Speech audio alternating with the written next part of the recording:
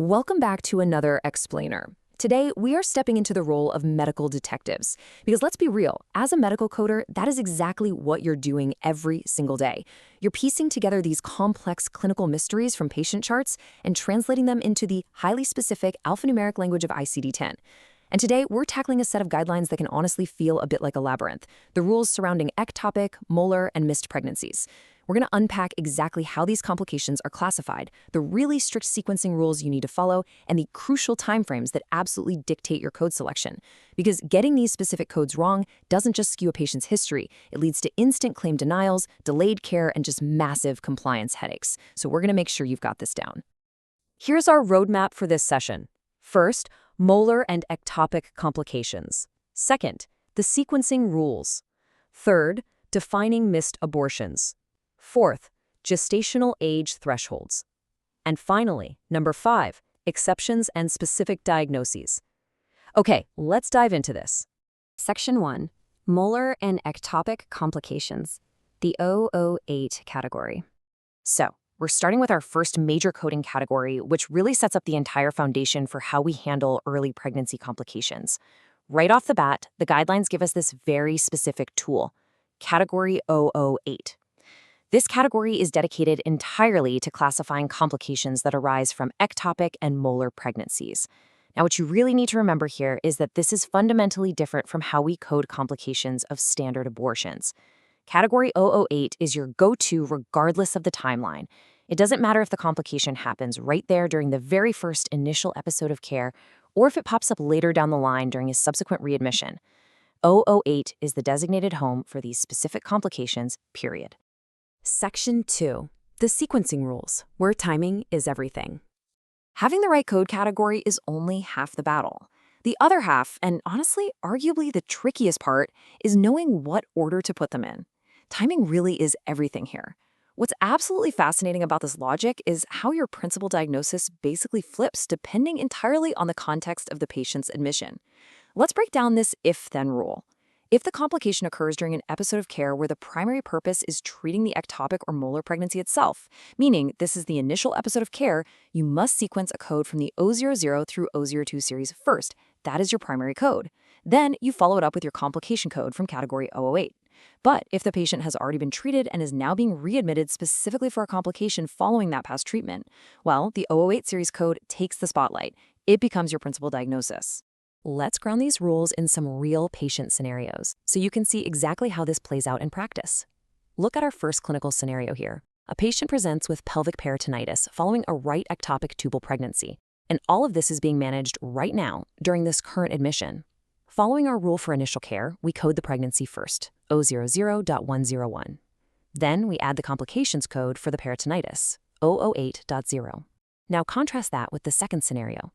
The patient is suffering a hemorrhage following a ruptured ectopic tubal pregnancy, but that pregnancy was already removed on a previous admission. Because this is a readmission strictly for the complication itself, 008.1 for the hemorrhage takes the primary spot. The sequencing logic perfectly reflects the primary medical focus of the encounter. And remember, you can always assign an additional code that describes the complication more specifically if you need to.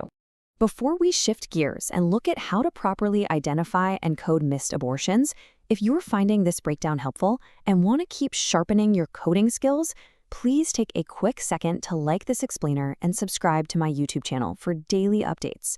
We've got a lot more clinical mysteries to solve together. Section 3, defining missed abortions and recognizing the signs. All right, we're moving away from ectopic and molar pregnancies to tackle our next big topic, missed abortions. To code this accurately, the guidelines highlight a very specific clinical combination we absolutely have to understand. A missed abortion refers to a fetal death that happens prior to the completion of 20 weeks of gestation, where the dead fetus is retained for a period of time in the uterus. So the crucial point here is this exact combination. It's fetal death, it happens strictly before that 20-week mark is completed, and there is retention of the fetus. The retained fetus might end up being expelled spontaneously later, or the patient might require surgical or chemical intervention, but your initial diagnosis rests entirely on these key facts. Let's look at how this actually shows up in a patient's chart. Because as a coder, you aren't examining the patient, right? You're examining the documentation. So what are the clinical indicators the physician will note that justify this diagnosis? You're looking for things like a documented cessation of growth. You might see notes describing a hardening of the uterus, or an actual diminution like a shrinking in the size of the uterus. Another major red flag to look out for in the documentation is the absence of fetal heart tones after they had been previously heard on prior visits. Let's check out two 19-week patient scenarios to see how this translates into actual codes. In the first case, a patient at 19 weeks gestation reports no fetal movement. The physician notes no fetal heart tones, even though they were present a month ago, and the uterus is hard and possibly smaller. This perfectly matches our clinical indicators. The assigned code is super straightforward, O02.1, missed abortion. Now look at the second, slightly more complex case. A patient presents at 19 weeks for induction of labor due to intrauterine fetal demise. She experiences a retained placenta with hemorrhage, resulting in acute blood loss anemia. Here we're going to need multiple codes. We still start with O02.1 for the missed abortion. Then we add O04.6 for the delayed or excessive hemorrhage following termination of pregnancy. Finally, we add D62 for the acute post-hemorrhagic anemia. What is absolutely vital to understand here is the clinical relationship. The acute blood loss anemia resulted directly from the hemorrhage. It was not a direct complication of the pregnancy itself, which is exactly why D62 is separated out. Section 4, Gestational Age Thresholds, and specifically the 20-week mark. Now, you might have noticed a specific number popping up repeatedly when we discussed missed abortions. 20. It's kind of amazing how in the highly bureaucratic world of medical coding, a single day on the calendar acts as a hard, definitive boundary that completely changes the rules. And this brilliantly illustrates why gestational age tracking is absolutely non-negotiable for us as coders. That 20-week mark entirely alters the code category you're going to use. Here's the stark contrast. If the fetal death occurs prior to the completion of 20 weeks, you are in the realm of missed abortion, code 002.1. But literally the second that gestational period is longer than 20 weeks, the terminology and the coding completely shift. Retention of a dead fetus past 20 weeks is considered a missed intrauterine death, which pushes you all the way into the 036.4- category. Think about that. The clinical reality of the fetal demise is exactly the same, but the calendar dictates entirely different alphanumeric paths. Section 5. Exceptions and specific diagnoses. So we've established what O02.1 is and when to use it based on time.